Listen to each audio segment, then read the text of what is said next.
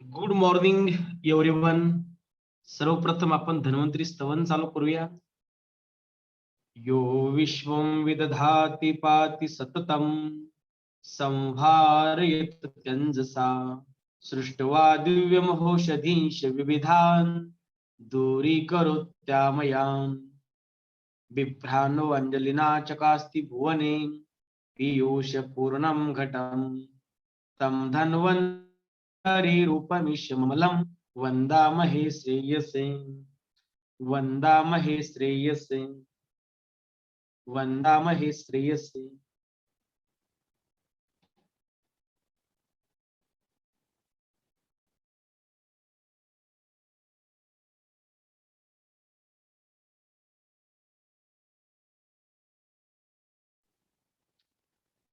पण अष्टांग हृदयाचा 7वा अध्याय या ठिकाणी चालू केलेला आहे.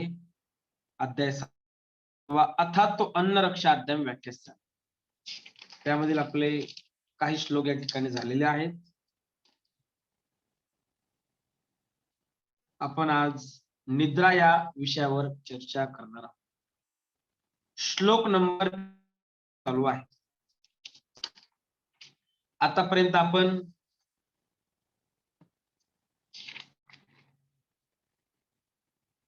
अन्नाचं रक्षण कसं करावं, विषयुक्त अन्नाची लक्षणं काय आहेत, विषदाताची लक्षणं काय आहेत, त्याच्यानंतर मुखामध्ये विष गेल्यानंतर लक्षणं काय दिसतात, पक्वाशयामध्ये विष गेल्यानंतर, आमाशयामध्ये विष गेल्यानंतर त्याची लक्षणं काय दिसतात, या संदर्भात सविस्तर अभ्यास केलेला आहे. विरुद्ध आहाराचं सुद्धा आपण वर्णन केलेलं आहे. यत्किंचित दोषम उत्क्लेशम न हरेत समासतः तत्विरुद्ध. विरुद्धाची व्याख्या आहे की जे जे पदार्थ कफ पित्तांना त्यांच्या स्थानापासून सोडवितात परंतु बाहेर काढून टाकत नाही ते सर्व विरुद्ध आहे. विरुद्ध आहाराचे कोणकोणते विरुद्ध आहाराचे प्रकार आहेत किंवा विरुद्ध आहार कशाला म्हणता येईल याचं सुद्धा आपण सविस्तर वर्णन पाहिलेलं आहे. त्याच्यानंतर विरुद्ध आहार सेवन केल्यानंतर तो कोणाला बाधत नाही. श्लोक नंबर 46 मध्ये आपण पाहिलं, व्यायाम स्निग्ध दीप्ताग्नी वयस्त बलशाली नाम विरोधापी न पीडाये सात्म्य अल्पम च भोजना. व्यायाम करणारे, स्निग्धाहारी, दीप्ताग्नी, तरुण, बलवान असे जे लोक त्यांनी विरुद्ध पदार्थांचे सेवन केले असताही विकार उत्पन्न होत नाही. तसेच सवयीने व अल्प सेवनाने विरुद्ध आहार फारसे बाधक होत नाही.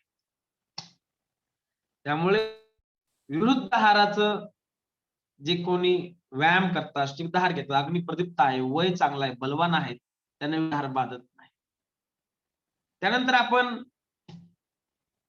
एखादा 47 मध्ये आपण पाहिलं की काही अपत्य आहार आहेत ते सेवनामध्ये येत आहेत परंतु ते आता आपल्याला त्याचा त्याग करायचा आहे. उदाहरणार्थ काही व्यसन करणारे जे काही व्यक्ती असतात त्यांना व्यसन मुक्त व्हायचं असतं. तर व्यसन आपण कशा प्रकारे सोडू शकतो त्यासाठी पादांशिक क्रम आयुर्वेदामध्ये दिलेला आहे.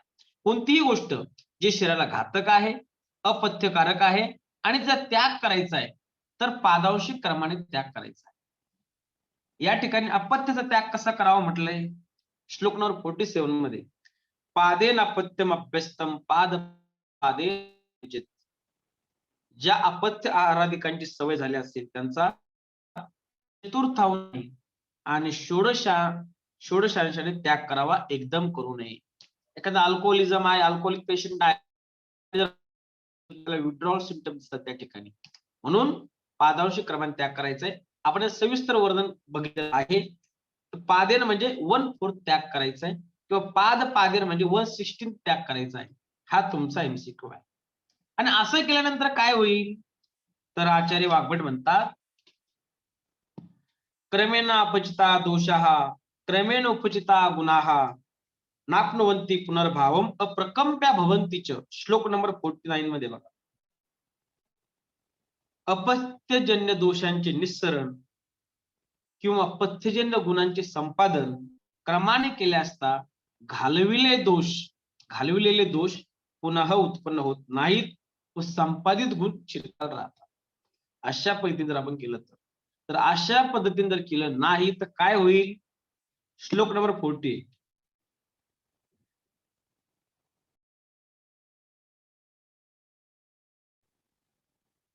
अपथ्यमपि हि त्यक्तम शिलितम पथ्यमेव वा सात्म्य असात्म्य विकाराय जायते सहसा अन्यथा. ह्या प्रकारच्या क्रमाचे अवलंबन न करता जर अपथ्याचा त्याग किंवा पथ्यांचे सेवन एकदम सुरू केले तर त्यापासून सात्म्य असात्म्य संबंधी विकार उत्पन्न होतात. जसं आपण बघतो ऋतुसंधी कशाला म्हटलेलं आहे की येणाऱ्या ऋतूंचे पहिले 7 दिवस आणि ऋतू समाप्तीचे 7 दिवस या 14 दिवसाच्या कालाला ऋतुसंधी असं म्हटलेलं आहे. शिशिर वसंत ग्रीष्म वर्षा शरद हेमंत हे जे 6 ऋतू आहेत. शिशिर वसंत येणार आहे, वसंताचे पहिले 7 दिवस आणि शिशिर समाप्तीचे 7 दिवस हा जो 14 दिवसाचा काळ ऋतुसंधीचा काळ. म्हणजे शिशिर संपताना शिशिर ऋतुचर्याचा त्याग करायचा आहे आणि वसंत ऋतुचर्या आत्मसात करायची. तर अशा पद्धतीने क्रमाने जर आपण सेवन केलं तर त्या ठिकाणी कोणत्याही प्रकारची व्याधी उत्पन्न होत नाही. तर मग असात्मजन्य व्याधी उत्पन्न होतात. श्लोक नंबर 50 आपण पाहिलेला आहे. श्लोक नंबर 51. त्रय उपस्तंभ आहार निद्रा ब्रह्मचर्य. आहाराचं वर्णन आपण अन्न स्वरूप विज्ञानी अध्यायामध्ये अध्याय नंबर 6 मध्ये पाहिलेला आहे. आणि आता निद्रेविषयी आपण वर्णन करतो. निद्रेचा अभ्यास करत असताना काय म्हटलंय? श्लोक नंबर 53. निद्रं सुखं पुष्टिकार्षबला बलम पुरुषता क्लिबता ज्ञानम अनम जीवितन्नय.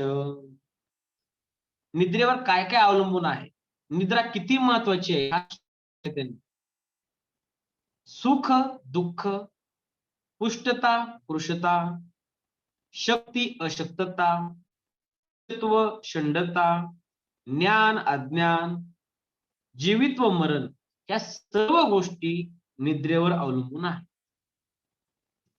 तर सुख प्रॉपर जर तुम्ही निद्रा आणि ब्रह्मचर्य प्रॉपर जर निद्रा घेतली तर तुम्हाला कोणतीही व्याधी उत्पन्न होणार नाही, म्हणजे सुखकारक. दुःख जर तुम्ही अवेळी निद्रा घेतली किंवा अति निद्रा घेतली तर दुःख प्राप्त होणार आहे, म्हणजे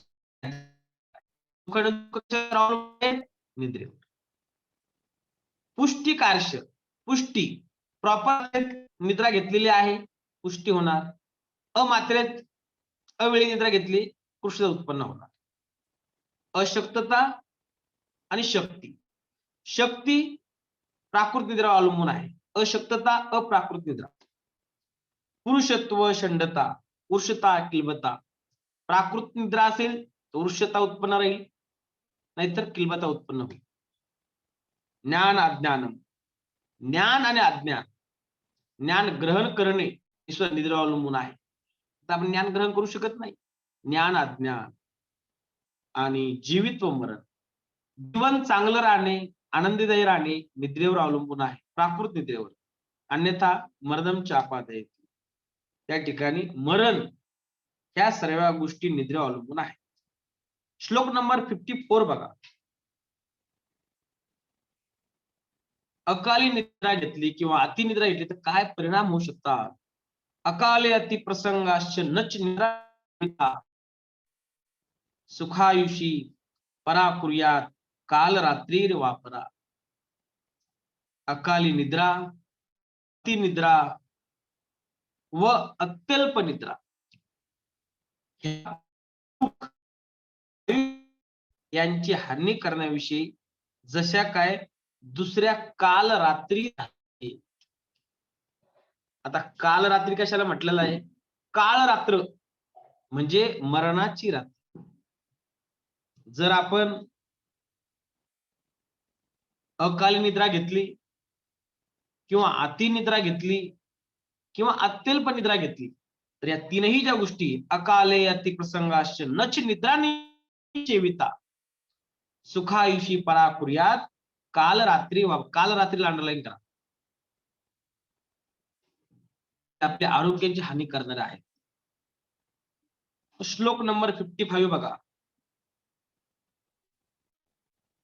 रात जागरणम वृक्षम स्निग्धम प्रसोपनम दिवा अरुक्षम अनाभिषंदी अभिषंदित्वात आसेन प्रचलायितम. आता या ठिकाणी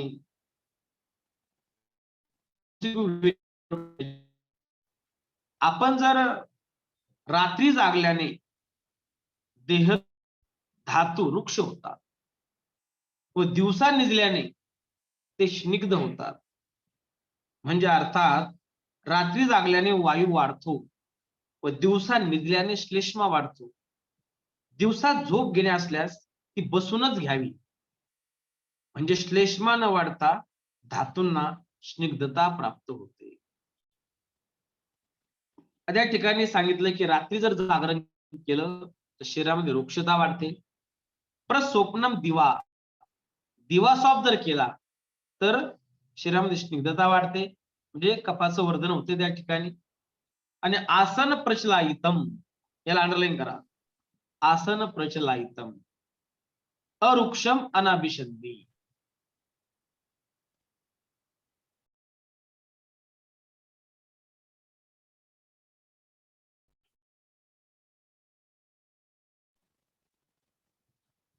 आता यातून आपण काय बोध घ्यायचा आहे? रात्रो जागरणम वृक्षम स्निग्धम प्रस्वप्नम दिवा. रात्री जागरण करू नये, शरीरामध्ये वृक्षता वाढते, धातूंचा त्यामुळं लवकर निजे लवकर उठे तर आरोग्य धन संपदा लाभे जे म्हटलेलं आहे इट्स करेक्ट. रात्री जागरण करायचं नाही, सकाळी उठायचे. ब्राह्मी मुहूर्ते उत्तिष्ठेत स्वस्थ रक्षार्थम आयुष्य. ब्राह्मी मुहूर्त उठला तर स्वस्थचं रक्षण होणार आहे आणि प्रॉपर नॉलेजही मिळणार आहे. रात्री जागरण केलं वृक्षता वाढणार. दिवसा झोपला दिवस ऑफ वर जे सांगितलेलं आहे, ग्रीष्म ऋतू व्यतिरिक्त इतर ऋतूमध्ये जर दिवस ऑफ केला तर अनेक व्याधी उत्पन्न होतात. ग्रीष्म ऋतूमध्ये सुद्धा त्यांनीच झोपायचं आहे ज्यांना गरज आहे, जे मेदस्वी आहे, ओबेसिटी आहे, ऑलरेडी शरीरामध्ये स्निग्धता आहे, कफाधिक्य आहे, त्यांनी झोपायचं नाही. ज्यांची शरीरात वृक्षता आहे, कृशता आहे, वृद्ध आहेत, त्यांनी झोपायला सांगितलेलं आहे. लक्षात घ्या. म्हणून दिवा स्वाप वर्ज्य ऋतू कोणते आहेत? तर सर्व ऋतू आहे ग्रीष्म व्यतिरिक्त. हा एमसीक्यू तुमचा लक्षात. रात्र जागरण वृक्षता वाढणार, दिवा स्वाप श्लेष्मा वाढणार, स्निग्धता वाढणार. मग दिवसा झोपायचंच असेल, एखाद्या पंचक्रमाला आपण सांगतो बघा, पेशंटला पंचकर्म करायला येतो, वमन, विरेचन, बस्ती, नस्य, रक्तमोक्षण जे काय असेल, तर दिवसा झोपायचं नाही. अष्टमहादुष्कर भाव आहे. उच्चर भाष्यमर्थ शोभम अतिचक्रमनासने अजीर्णहित भोज्यश्च दिवा स्वप्न मैथुनम. दिवा स्वाप, दिवसा झोपायचं नाही म्हणून सांगितलेलं आहे. दिवसा झोपला तर स्निग्धता वाढणार आहे, कफाधिक्य वाढणार आहे. आणि मग वृक्षताही नको, कफाधिक्य नको. मग कसं झोपायचंय? आसीन प्रचलायितम. आसीन प्रचल, बसून झोपायचं आहे. म्हणजे तुम्ही टेबल खुर्ची आहे तर बसलेला आहात, तुम्ही असं झोपू शकता. त्यावेळेस अरुक्षम अनाभिषंदी, शरीरामध्ये वृक्षताही वाढत नाही आणि स्निग्धताही वाढत, अनाभिषंदी म्हटलेलं आहे. प्राकृत राहतं सगळं. खूपच जर झोप आली तर फक्त असं थोडं पडायचंय. अशा प्रकारे प्रस्वप्नम दिवा स्निग्धता आसन आसीन प्रचलायितम अरुक्षम अनाभिषंदी. अंडरलाईन. श्लोक नंबर 56, 57, 58. मी जे तुम्हाला सांगितलं कोणत्या ऋतूमध्ये दिवसा झोपायचं आहे. ग्रीष्मे वायू चय आदान वृक्ष रात्र अल्प भावत दिवा स्वप्न हितो अन्यस्मिन कफ पित्त करो हिस मुक्त्वा तो भाष्यान अद्व मध्य स्त्री भार कर्म भी क्रोध शोक भय क्लांतान श्वास हिद्मा अति सारिन वृद्ध बाल बलक्षिन्न शतत्रुट शूल पीडितान अजीर्ण भी हंतोन्मतान दिवा स्वप्नचितान अपि धातु साम्यम तथा हेशाम श्लेष्माच्या अंगाने पुष्यती. आता दिवा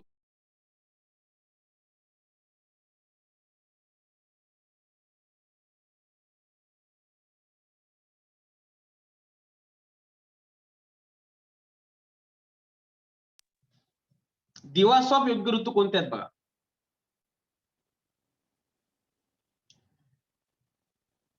ग्रीष्म ऋतूत वायूचा संचय झाल्यामुळे, आदानाने हवा वृक्ष झाल्यामुळे व रात्री लहान असल्यामुळे दिवसा निजणे हितकारक होय. स्पष्ट शब्द सांगितलंय की दिवासॉप योग्य ऋतू आहे ग्रीष्म. एमसीक्यू तुमचा. इतर ऋतूत मात्र दिवसा निजल्याने कफपित्तांची वृद्धी होते. परंतु भाषण करणे, अश्वधिकावर बसणे, मार्गक्रमण, ओझे वाहने इत्यादी व्यापाऱ्यांनी किंवा क्रोध शोक भयाधिकांनी जे श्रांत झाले असतील, ज्यांना श्वास, उचकी, अतिसार, क्षय, उरक्षत, शूल, तृष्णा, अजीर्ण, अभिघात हे विकार झाले असतील, जे वृद्ध, बाल, उन्मत्त किंवा अशक्त असतील, किंवा ज्यांना त्याची सवय असेल, त्यांना दिवसा निजणे हितकारक होय. कारण तसे केल्याने त्यांचे धातू समान स्थितीत राहून श्लेष्मा त्यांचे देह पुष्ट करीतो. आता या ठिकाणी ग्रीष्म ऋतू हे निद्रा दिवासॉप योग्य ऋतू सांगितलेला आहे. Number 1 MCQ. आणि नंबर 2 दिवासॉप कोण करू शकतात त्यांची त्यांनी यादीच दिलेली आहे. दिवासॉप कोण करू शकतं त्यांनी त्या ठिकाणी सांगितलेलं आहे. कोणासाठी हितकारक आहे त्यांनी त्याचंही वर्णन त्या ठिकाणी केलेलं आहे. दिवासॉप योग्य त्या ठिकाणी दिवासॉप केल्यानंतर काय होतं, कफ पित्त करो हिस, याला अंडरलाईन करा. दिवासॉप केल्याने कफ आणि पित्ताची वृद्धी होणार आहे. कफ आणि पित्ताची वृद्धी होणार आहे.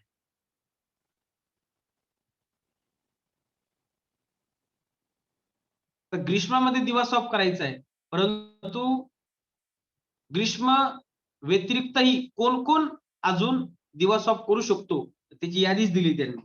दिवासॉप योग्य ग्रीष्म व्यतिरिक्त यान, अध्व, मध्य, स्त्री, भार, कर्मभी, क्रोध, शोक, भय, क्लांत, श्वास, अभिहत, इद्मा, अतिसारी, वृद्ध, बाल, बलक्षीण, क्षत, उन्मत्त, शूलपीडित आणि अजीर्ण, हे सगळे जे आहेत ते सगळे दिवासॉप करू शकतात ग्रीष्म व्यतिरिक्त सुद्धा.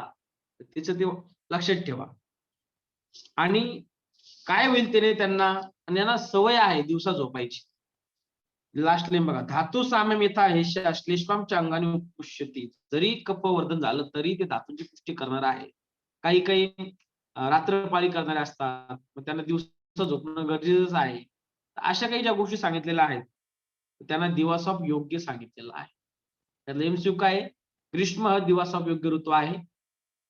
आणि जर दिवसा झोपल्यानंतर काय होतं, कफ पित्ताचं त्या ठिकाणी वृद्धी होते. हा दुसरा एमसीक्यू आहे. कफ पित्त लक्षात घ्या. कफवृद्धी माहिती आहे, पण पित्त पण लक्षात आहे. कफ पित्त करो हिस्स, श्लोक नंबर 56. दिवा स्वप्न हितो वन्यास्मिन कफ पित्तो करो हिस्स. ठीक आहे, ग्रीष्मामध्ये तुम्ही झोपा अशा प्रकारे त्यांनी सांगितले, दिवसा झोपा. पण ग्रीष्म बहुमेध कफा सुप्युः स्नेहमित्याश नाहनी विषार्थ कंठ रोगीच नैव जातो निशासोपी. ज्यांच्या शरीरात मेदाचा संचय फार आहे व जे कफ प्रकृती आहेत, जे स्निग्धाहार करतात, त्यांनी ग्रीष्मात देखील दिवसा झोपू नये. ज्यांना विषबाधा किंवा कंठरोग झाला असेल त्यांनी तर रात्री देखील कदापि निजू नये. या ठिकाणी ग्रीष्म मे भी दिवासॉप निषेध सांगितलेला आहे. कोण अंडरलाईन करा. बहुमेध कफ, नित्य स्निग्ध सेवी, विषार्थ आणि कंठरोगी.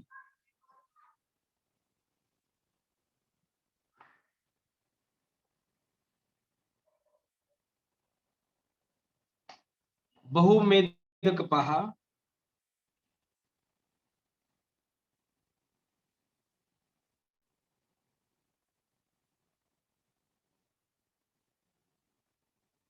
नित्य स्निग्ध आहाराचं सेवन करणारे आणि विषार्थ आणि कंठरोगी यांनी ग्रीष्म ऋतू सुद्धा झोपायचं नाही. आणि जे विषार्थ आणि कंठरोगी त्यांना तर दिवसाही झोपू नका म्हटलं आणि रात्री झोपू नका, कारण शरीरामध्ये विष पसरत राहतं, त्यामुळे कदाचित झोपू नये सांगितलेलं आहे. यामध्ये महत्वाचे एमसीक्यू आहेत. ग्रीष्म ऋतू सुद्धा ज्यांनी झोपायचं नाही ते म्हणजे कोणते आहेत, तर जे बहुमेध कफ आहे, नित्यस्निग्ध सेवी आहे. आणि दिवसाही झोपू नका आणि रात्री झोपू नका, विषार्थ आणि कंठरोग ह्यात दुसरा एमसीक्यू आहे.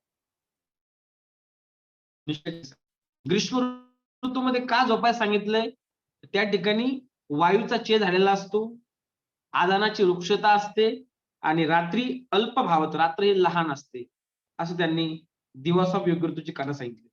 आणि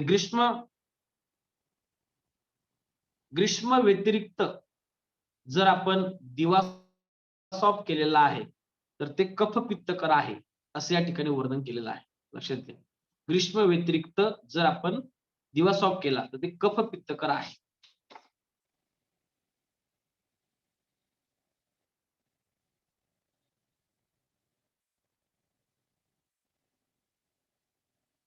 ग्रीष्मामध्ये दिवस ऑफ अयोग्य, मेधकफाधिक नित्यस्नेह सेवी, रात्री देखील निद्रा निषेध, विषार्थ आणि कंठरोग. पुढचा श्लोक आहे श्लोक नंबर 60. अकाल शयनान्मोह जोरस्ते मित्य पिनसहा, शिरोरुक शोपरुल्लास स्रोतरोध अग्निमंदता. अकाली शयन केल्याने मूर्छा, ज्वर, ओलसरपणा व थंडी भासणे, पिनस, शिरपीडा, सूज, मळमळणे, केश वाहिन्यांचा अवरोध व अग्निमांद्य विकार उत्पन्न होतात. अकाली शयन म्हणजे रात्री झोपायचं नाही. रात्री जरी झोपला तरी वेळेवर झोपायचं नाही. अकाली 12 वाजता, 2 वाजता, 3 वाजता झोपायचं किंवा दुपारी कधीतरी झोपायचं. अकाली शयन केल्याने हे व्याधी उत्पन्न होतात. कोणते झाले त्यांनी? मोह, ज्वरस, तैमित्य, पिनस, शिरोरुक, शोपरुल्लास, स्रोतरोध आणि अग्निमंद. अंडरलाईन दिस. अग्निमांद्य हे विकार उत्पन्न होतात.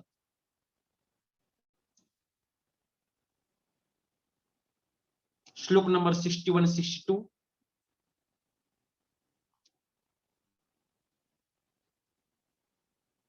तत्र उपवास वमन स्वेदनावन औषधम योजेत अतिनिद्रायाम तीक्ष्णम प्रचर्दना अंजनम नावड लंघनम चिंता व्यवयम शोकविक्रुधः एभिरेव च निद्राया नाशश्लेष्म अतिसंशया. आता या ठिकाणी अकाली निद्रा घेतल्यानंतर जे व्याधी उत्पन्न होतील त्यावर त्यांनी चिकित्सा सांगितलेली आहे. काय सांगितले? तत्र उपवास वमन स्वेदनावन औषधम. या ठिकाणी लंघन करायला सांगितले. वमन, स्वेदन व नस्य यांची योजना करावी.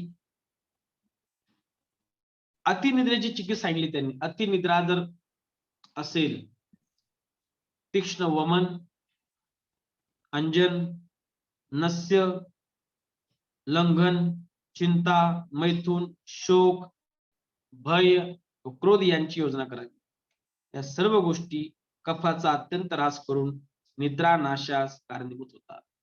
काही ना अतिनिद्रा असते, झोप सुधरत नाही, आणि त्यावेळेस त्यांनी योजित निद्राया तीक्ष्णम प्रचंडनम, तीक्ष्ण वमन असं ते सांगितले त्यांनी. अंजन करायचे, नावन नस्य करायचे, लंघन, चिंता, व्यववाय, शोकाभिक्रुध, त्याला शोक क्रोध करण्यासाठी सांगायचे.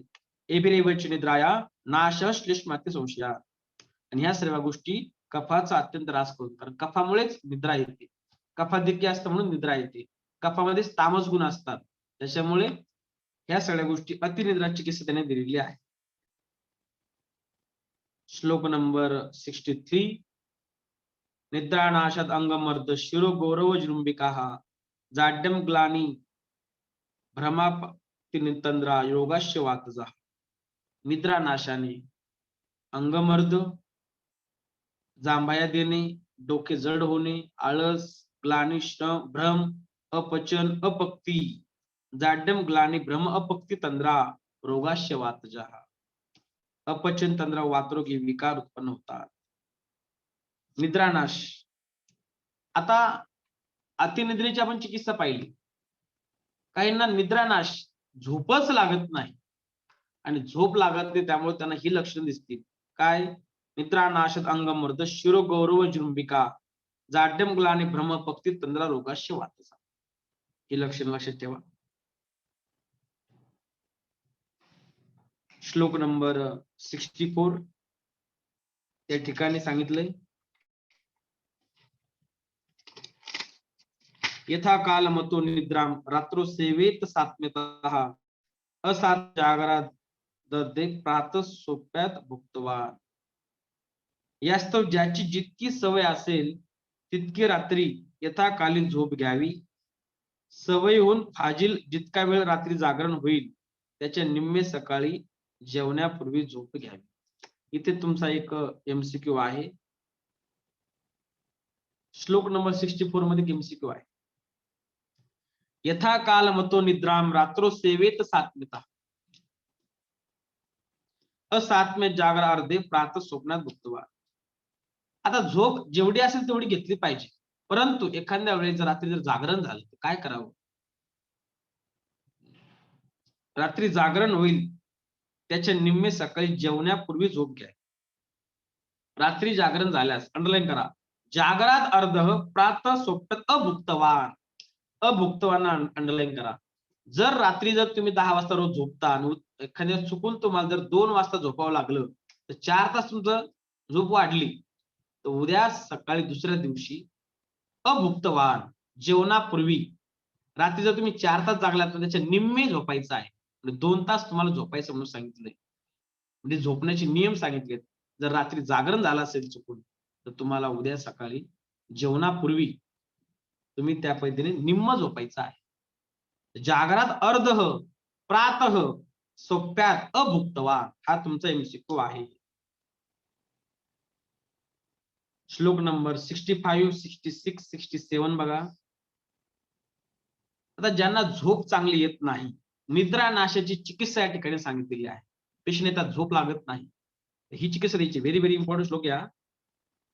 शिलेन मंद निद्रस्तु शिर मध्य रसांदधी अभ्यंग उद्वर्त स्नान मृद कर्णाक्षी तर्पणम कांत बाहुलताश्लेषो निवृत्ती कृतकृत्यता मन अनुकूला विषया कामम निद्रा सुखप्रदा ब्रह्मचर्य रतेर ग्राम्य सुखनि स्पृह चेतस निद्रा संतोष तृप्तस्य सुम कालम नाती वर्तते. ज्यांना झोप चांगली येत नसेल त्यांनी दूध, मद्य, मांसरस, दही, अभ्यंग, उठणे, स्नान, डोक्यास तेल जिरवणे, कानात तेल सोडणे, डोळ्यावर घड्याळ ठेवणे इत्यादी कांचे सेवन करावे. त्यानंतर कामम सुख निद्रा सुखप्रदाह, कांतेच्या बाहुलतेचे आलिंगन, सुख, समाधान व आवडते विषय प्राय निद्रा सुख देतात. ब्रह्मचर्यात सुख मानणारा, स्त्री संगाविषयी निस्पृह व सर्वदा संतोष वृत्ती अशा मनुष्याला नियमित काळी झोप येते. त्या ठिकाणी निद्रानाशाची चिकित्सा त्याने सांगितलं की क्षीर, मांसरस, मद्य आणि दधी सेवन करायचे. अंडरलाईन करा. प्लस याच्यामध्ये अभ्यंग सांगितलंय. अभ्यंगमाचर्य नित्यम सजराश्रम वातः दृष्टी प्रसाद पुष्टायु स्वप्न सुतो दाढे. स्वप्न म्हणजे काय? झोप चांगली लागते. उद्वर्तन करायला सांगितले. उद्वर्तनम कपहरम मेधस प्रविलापनम स्थिरीकरणम अंगानाम तोक प्रसाद करम परम. उद्वर्तन या ठिकाणी सांगितले. या ठिकाणी स्नान करायला सांगितले. स्नानम श्रम हराणाम, निद्रानाश, त्याची झोपच उडालेली ना. स्नानम ऊर्जा बलप्रदम, त्यामुळे त्याला स्नान केल्यानंतर सुद्धा झोप लागणार आहे. मूर्ध तर्पण, कर्ण तर्पण, अक्षी तर्पण. मूर्ध तर्पण करायचे. आपण पाहिले बघा मूर्ध तेलाचे प्रकार. अभ्यंग सेक पिचयो 32 चेती चतुर्थ. अभ्यंग, शिरोधारा, शिरोपिचू, शिरोबस्ती. मूर्ध तर्पण त्या ठिकाणी करायचं. म्हणजे जो काही ही जी सगळे उपक्रम आहेत ना हे वात विरोधी आहेत. कारण वातानेच संपूर्ण शरीराची निद्रानाश झालेली आहे. वात वाढल्यामुळे कफाचा क्षय झालेला आहे. तर कफ वाढला की आपोआप झोप यायला लागते. कर्ण तर्पण करायचे, अक्षी तर्पण करायचे. अशा प्रकारे त्यांनी निद्रानाशाची चिकित्सा सांगितलेली आहे. त्यातला अंडरलाईन करा फक्त. क्षीर, मांसरस, मद्य, दधी सेवन अभ्यंग उद्वर्तन स्नान, 3 कर्म अभ्यंग उद्वर्तन स्नान जर परीक्षेमध्ये पडलं, निद्रानाशक चिकित्सा खालीलपैकी कोणती? अभ्यंग उद्वर्तन 3 स्नान यापैकी सर्व लक्षात ठेवा. काहीतरी एक पडेल ते सांगता आलं पाहिजे. अभ्यंग उद्वर्तन स्नान ही सगळी जी आहे क्षीर, मांसरस, दधी सगळे कफवर्धन करणारे आहेत. या ठिकाणी उद्वर्तन दिलेलं आहे, तिथं कफहरम आहे, पण याच्यामध्ये उद्वर्तन, उद्घर्षण, उत्सादन एक दिलेलं आहे कर्म, त्यापैकी कोणतरी एक असेल. याच्यामध्ये कलकाचा उपयोग केला जातो उत्सादनामध्ये, उद्घर्षणामध्ये चूर्णाचा उल्लेख केला जातो. लक्षात घ्या. उद्वर्तनामध्ये स्निग्धही असतं आणि वृक्षही असतं, दोन्ही प्रक्रिया उद्वर्तनामध्ये असतात. श्लोक नंबर 68, 69, 70, 71 बघा. आणि त्याच्यामध्ये एक लक्षात घ्या, 67 जो श्लोक आहे नंबर, ब्रह्मचर्य ग्राम्य सुख निस्पृह चेतसः निद्रा संतोष वृत्तस्य स्वकालम नाती वर्तते. नियमित काळी झोप कोणाला येते? ब्रह्मचर्यात सुख मानणारा, ब्रह्मचर्याचं पालन करणार, स्त्री संघाविषयी निस्पृह व सर्वदा संतोष वृत्ती अशा मनुष्याला नियमित काळी झोप येते. अंडरलाईन करायचं.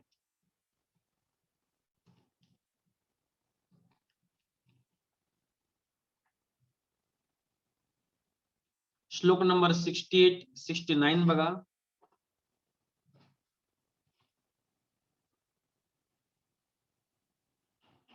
ग्राम्य धर्मे त्यजेन नारीम अनुत्तानाम रजस्वलाम अप्रियम प्रियाचारम दुष्ट संकीर्ण मेहनाम अतिस्थूल पुरुषाम सुताम गर्भिणीम अन्ययुषितम वर्णिनीम मन्ययोनिंच गुरुदेव नृपालयम चैत्यम अश्मशाय शानाय तन चत्वारंबु चतुष्पथम परवान्यांग दिवसम शिर हृदय ताडनम अत्याशितो अधृती शुद्वान दुस्थितांग पिपासितः बालो वृद्धो अन्य वेगार्थ त्यजेत रोगी च मैथुनम.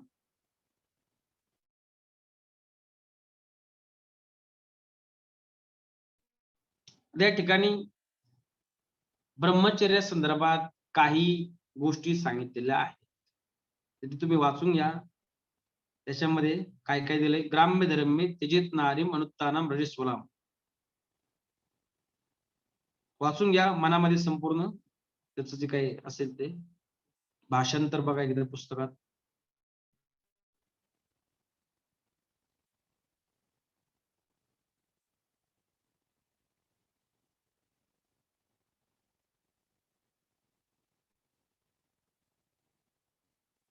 स्त्री संघ कोणी करू नये याचं त्या ठिकाणी वर्णन केलेलं आहे. कोणत्या मनुष्याने स्त्री संघ करू नये त्या ठिकाणी वर्णन केले ते नाइष्टुनो आहे. पुढे चला, फक्त या ठिकाणी ग्राम्य धर्म संबंधी वर्णन केलेलं आहे. थोडं फक्त एमसीक्यू लक्षात ठेवा, ग्राम्य धर्म संबंधी वर्णन केलेलं आहे. स्त्री संघा संबंधाने काय गोष्टी वर्ज्य करायच्यात त्याचं वर्णन त्या 68 ते 71 मध्ये केलेलं आहे. पुढे चला, श्लोक नंबर 72. सेवेत कामत कामम तृप्त वाजकृता हिमे त्रेहाद्वा वसंत शरदो पक्षद्वा वर्ष निधा गयो. इम्पॉर्टंट श्लोक या. हिवाळ्यात म्हणजे शिशिर हेमंतात वाजीकरण औषधांनी पुष्ट होऊन यथेच्छ मैथुन कर्म करावे. वसंत व शरद ऋतूमध्ये 3 दिवसांच्या अंतराने करावे व वर्ष व ग्रीष्म ऋतूमध्ये 15 दिवसांनी एकदा करावे. हा एमसीक्यू इम्पॉर्टंट आहे. 72. ब्रह्मचर्याचं पालन किंवा मैथुन कर्म कधी करावं? तर हिवाळ्यामध्ये यथेच्छ मैथुन कर्म करण्यास सांगितलेलं आहे. प्रतिदिन करू शकतो, परंतु वसंत व शरद ऋतूमध्ये 3 दिवसांच्या अंतराने मैथुन कर्म करायचं आहे. आणि वर्षा व ग्रीष्म ऋतूमध्ये त्या ठिकाणी वात प्रकोप असतो, ग्रीष्म ऋतूमध्ये उष्णता असते, त्या ठिकाणी 15 दिवसांनी मैथुन कर्म करायला सांगितलेलं आहे. या जर विधीचं पालन केलं तर शरीर हे उत्तम राहणार आहे, कोणताही धातूला क्षय होणार नाही. श्लोक नंबर 72 लक्षात घ्या. शिशिर, वसंत, ग्रीष्म, वर्षा, शरद, हेमंत हे 6 ऋतू आहेत. त्याच्यामध्ये शिशिर हेमंतात प्रतिदिन मैथुन कर्म करायचे. त्याच्यानंतर वसंत आणि शरदामध्ये 3 दिवसाच्या अंतराने करायचे आणि वर्षा व ग्रीष्म ऋतूमध्ये 15 दिवसाच्या अंतराने करायचे. हा एमसीक्यू आहे. श्लोक नंबर 73. हा नियम सोडून जर त्यांनी मैथुन कर्म केले किंवा स्त्री सेवन केलं तर काय होईल?